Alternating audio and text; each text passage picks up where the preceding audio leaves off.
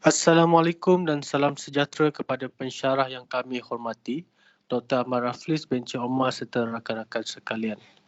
Saya harap semua dalam keadaan sihat dan mampu mengamalkan norma baharu kehidupan semasa pandemik ini.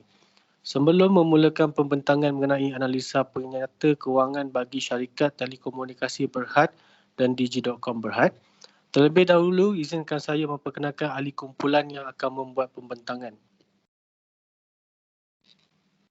Kumpulan kami terdiri daripada empat orang ahli kumpulan. Yang pertama adalah diri saya, Abdul Fakruzi Syakirin bin Abdul Rahman. Yang kedua adalah Syarul Izzuddin bin Muhammad Safi. Yang ketiga adalah Raja Nabila binti Raja Hamzan. Dan yang terakhir adalah Angeline David. Tanpa melengahkan masa, mari kita pergi ke slide yang pertama iaitu slide tentang objektif analisa.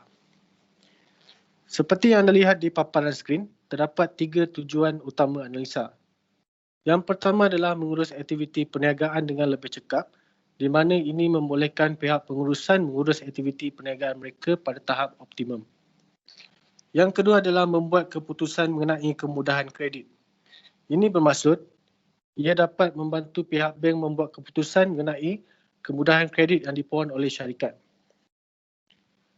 Dan yang ketiga, seperti di paparan skrin, membawa maksud membantu pihak pelabur membuat keputusan yang berkaitan dengan perbezaan. Seterusnya kita pergi ke slide mengenai latar belakang syarikat. Saya akan mulakan latar belakang syarikat Message Berhad terlebih dahulu. Message Communication atau Message Berhad adalah penyedia perkhidmatan komunikasi Malaysia yang beribu pejabat di Kuala Lumpur. Ia telah ditubuhkan pada tahun 1993.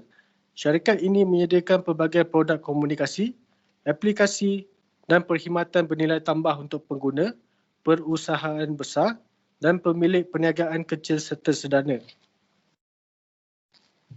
Pada tahun 2019, hasil pendapatan syarikat ini adalah sebanyak 9.3 bilion ringgit dan bilangan pekerja syarikat ini pada 2014 telah menjangkau 2,901 orang pekerja. Seterusnya kita pergi kepada latar belakang syarikat Digi.com Berhad. Untuk pengetahuan tuan-puan, Digi.com Berhad adalah penyedia perkhidmatan mudah alih di Malaysia yang beribu pejabat di House, Subang High Tech Industrial Park Shah Alam. Syarikat ini telah ditubuhkan pada tahun 1995 dengan menggunakan nama Mutiara Swisscom Berhad. Kemudian namanya telah ditukar kepada Digi Telecommunications Sdn Berhad. Dan pada tahun 2000, ia telah ditukar nama menjadi Digi.com Berhad dan nama ini masih dikekalkan sehingga hari ini. Syarikat ini menyediakan perkhidmatan yang merangkumi suara berdasarkan rancangan prabayar dan pascabayar. Selain daripada itu, syarikat ini juga menyediakan SMS, rancangan dan perkhidmatan data. Pada tahun 2019, hasil pendapatan syarikat ini adalah sebanyak 6.3 bilion ringgit dan bilangan pekerja syarikat ini pada tahun 2015 adalah seramai 2,500 orang pekerja. Seterusnya kita akan pergi kepada slide analisa penyata kewangan syarikat Message Berhad yang akan dibentangkan oleh Angeline. Silakan Cik Angeline.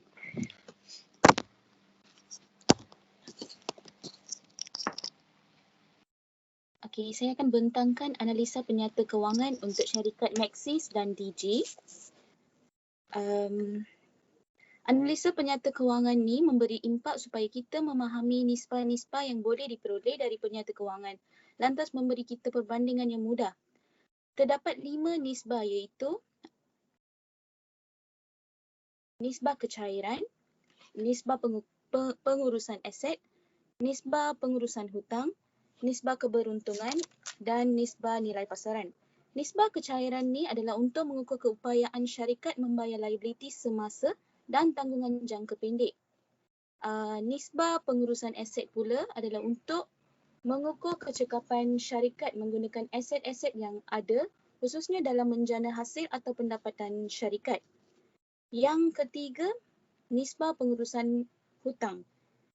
Ia mengukur bagaimana syarikat membiayai pemerolehan aset dan keupayaan menjelaskan hutang syarikat. Yang keempat, nisbah keberuntungan. Ia mengukur keuntungan syarikat hasil daripada penggunaan aset dan operasi perniagaan syarikat. Dan yang akhir sekali, nisbah nilai pasaran. Perbandingan nisbah dibuat secara tahunan sebanyak 3 tahun berturut, iaitu untuk tahun 2017, 2018 dan 2019. Prestasi syarikat selama 3 tahun ini dibincangkan bagi memperoleh cara untuk penambahbaikan selari dengan pengurusan kewangan yang perlu dilaksanakan.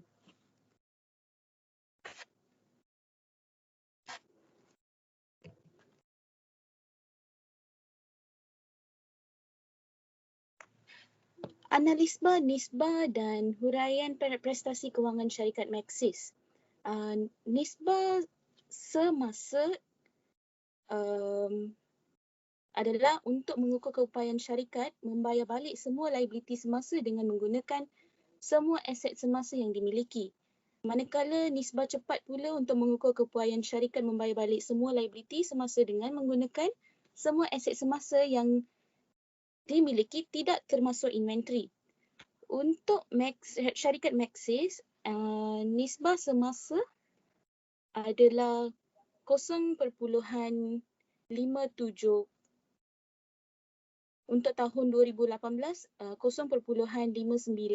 dan untuk tahun 2019 adalah 0.53. Untuk nisbah cepat pula untuk tahun 2017, 0.57, tahun 2018 0.58 dan tahun 2009 adalah 0.53. Untuk nisbah pengurusan aset, untuk tahun 2017 yang kita akan tengok untuk pusing ganti inventory. Pusing ganti inventory ini adalah untuk mengukur kekerapan inventory keluar masuk ke dalam syarikat pada setiap tahun. Untuk tahun 2017, sebanyak 29 kali. Untuk tahun 2018, 36 kali dan untuk tahun 2009 adalah sebanyak 11 kali. Tempoh purata kutipan jualan pula adalah 33 kali untuk tahun 2017, 41 kali untuk 2018 dan 94 kali untuk tahun 2019.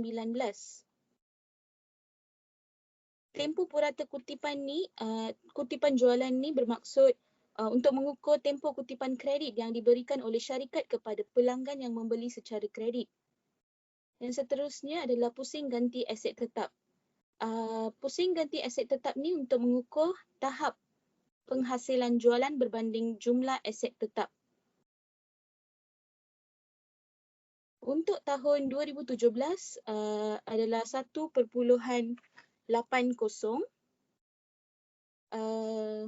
Tahun 2018 adalah 1.77 dan tahun 2009 adalah 1.90.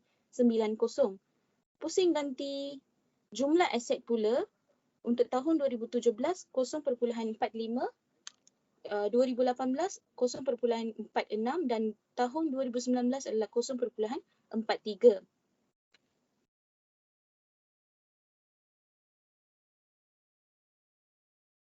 Seterusnya adalah nisbah hutang. Nisbah hutang ni adalah untuk mengukur bagaimana syarikat membiaya pemeliharaan aset dan keupayaan menjelaskan hutang syarikat. Dan kali bunga terperoleh iaitu times interest earned, mengukur tahap keupayaan pendapatan sebelum faedah dan cukai. Untuk tahun 2017, 63% dan untuk 2018 adalah 63.9%. Untuk tahun 2019 pula 67%. Kali bunga terperoleh untuk tahun 2017 adalah 4.12%. Tahun 2018 4.02 dan tahun 2009 3.94. Nisbah keberuntungan, margin untung operasi untuk tahun 2017 adalah 33.27%, tahun 2018 25.96%, tahun 2009 22.14%. Pada tahun 2017, margin untung operasi adalah sebanyak 0.33, menunjukkan ukuran keuntungan, prestasi dan kemampuan keseluruhan syarikat. Margin tetap menurun pada kadar 25% pada tahun 2018 dan berkurangan lagi pada tahun 2019. Margin untung kasar untuk juga memungkinkan perbandingan keuntungan antara pelbagai produk yang ditawarkan oleh syarikat untuk mengenal pasti produk yang memberikan sumbangan terbesar untuk membayar overhead. Untuk margin untung bersih pada tahun 2017 sebanyak 25.2%, 2018 sebanyak 19.36% dan tahun 2019 adalah 16.52%. Yang ketiga adalah pulangan atas aset. Pulangan atas aset pada tahun 2017 sebanyak 11.38% kemampuan syarikat dalam mendapatkan pulangan atas aset, di mana setiap seringgit aset syarikat untung bersih yang diperoleh adalah 0.11 sen. Manakala pada tahun 2018 berlaku pengurangan kepada 8.98% dan peningkatan berlaku pada tahun 2019 sebanyak 70.85% kemampuan syarikat untuk mendapatkan pulangan atas aset. Yang keempat adalah kuasa perolehan asas.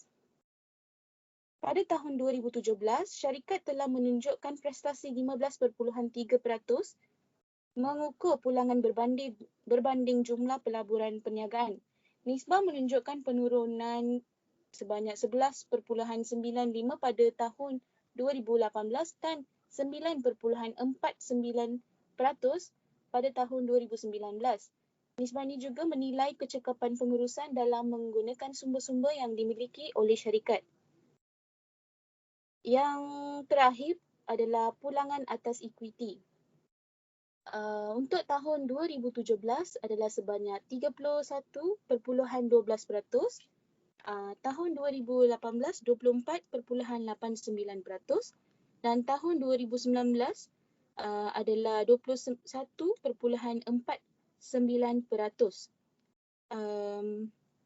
Pulangan atas ekuiti ini adalah untuk mengukur kuasa perolehan asas adalah untuk mengukur peratus penghasilan ke atas jumlah aset syarikat.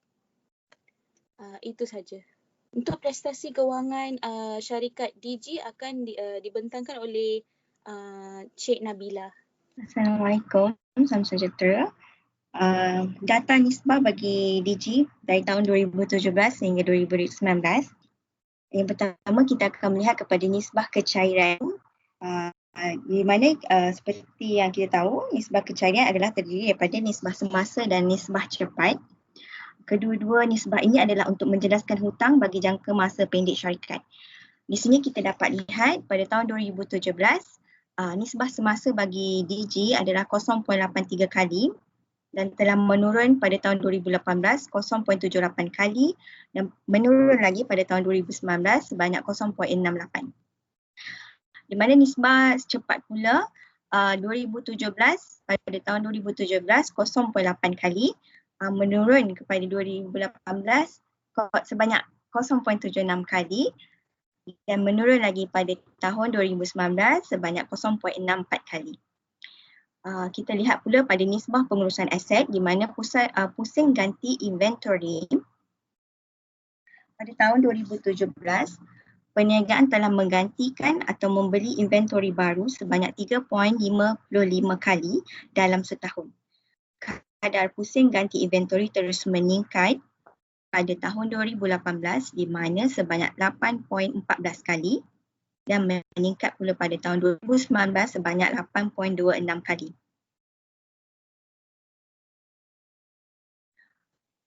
Jadi pada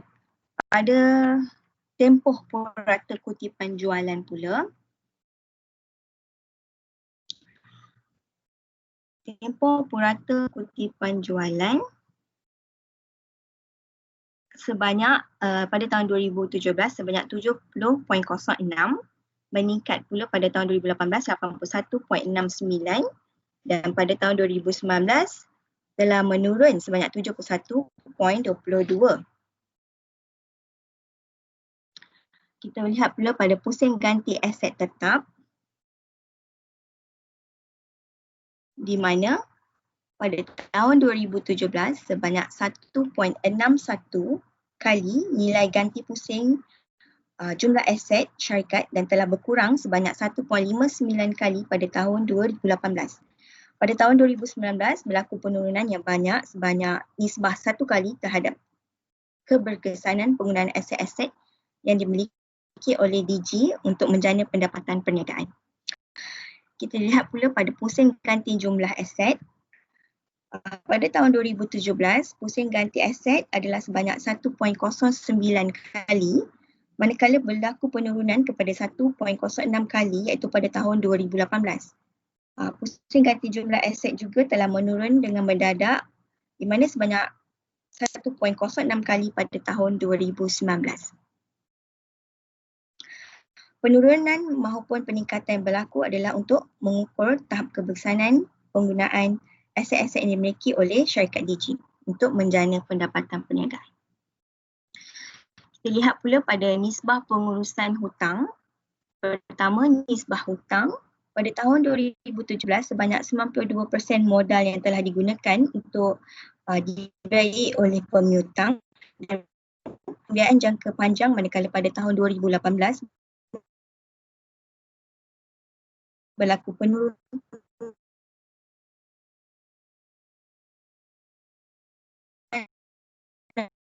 di 90%.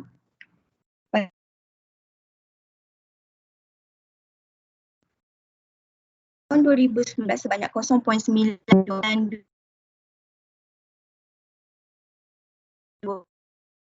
yang time interest earn memberikan penunjukan syarikat untuk memenuhi pembayaran faedah dalam setahun. Penurunan kepada 3.86 kali kemampuan syarikat dalam pembayaran faedah telah berlaku pada tahun 2000. Perubahan terus berlaku pada tahun 2019 di mana 4.12 kali kemampuan syarikat membiayai faedah perniagaannya. Kita lihat kepada nisbah keberuntungan syarikat. Yang pertama, margin untung operasi. Pada tahun 2017, margin untung operasi adalah sebanyak 0.32 kali ataupun 32% menunjukkan ukuran keuntungan, prestasi dan kemampuan keseluruhan syarikat. Margin tetap sama pada kadar 32% pada tahun 2018 tetapi berkurangan pada tahun 2019 sebanyak 31%. Untuk antara pelbagai produk yang ditawarkan oleh syarikat untuk mengenal pasti produk yang memberikan sumbangan terbesar untuk membayar overhead. Kita lihat pada margin untung bersih.